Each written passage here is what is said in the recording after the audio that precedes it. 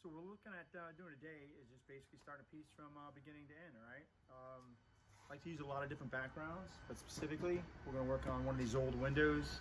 I think they're super cool, and there's a lot of things you can do with them depending on how you apply it, all right?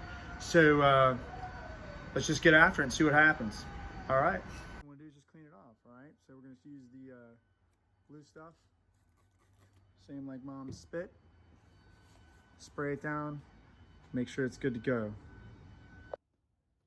So one of the first things we want to do is actually flip this around, all right?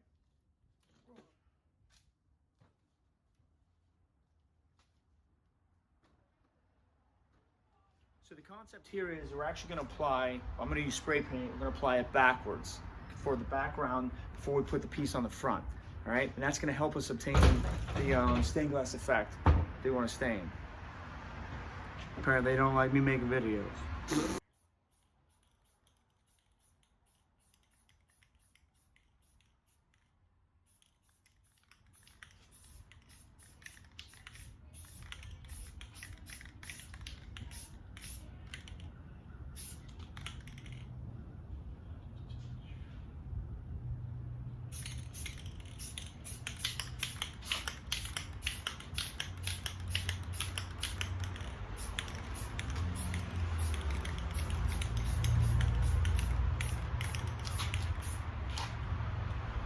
Don't look like much, but it's the start. So obviously you can lose daylight quick, right, getting on these projects, but we just got a few more things to apply, and then we'll be ready to take it inside and go from there. So you can see here, apply 3 different layers actually. Use orange, or we say in New Orleans, orange, kind of a sunset yellow, and then also gold, all right, but we put it on reverse.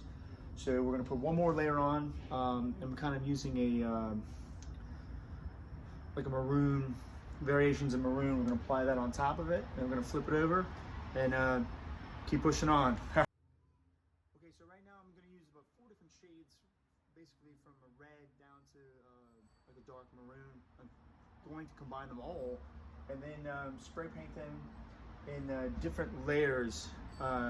So from the back side, it's gonna look solid, but once we flip it over and put light behind it, it actually will have a kind of a varying effect to it, all right? Let's check it out.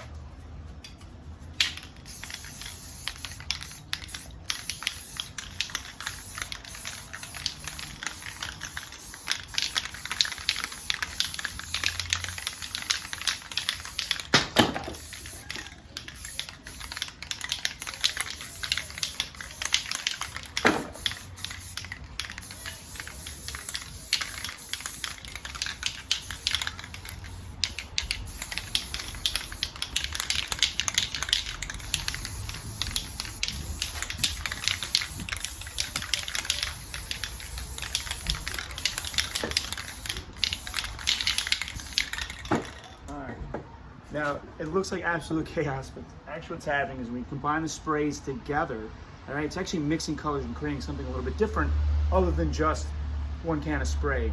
And then when you catch it when it's still wet, they'll mix and drip a certain way and also apply differently.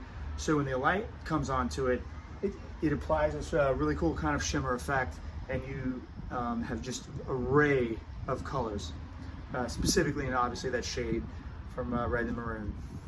Maybe I made it sound cooler than it is, but I like it. So, ta-da!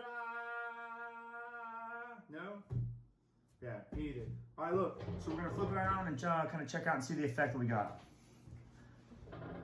Close your eyes. Seriously, 1, 2, 3, 4. No? Okay. All right. Yeah, this is. Here we go. Okay. So this is what we got. All right.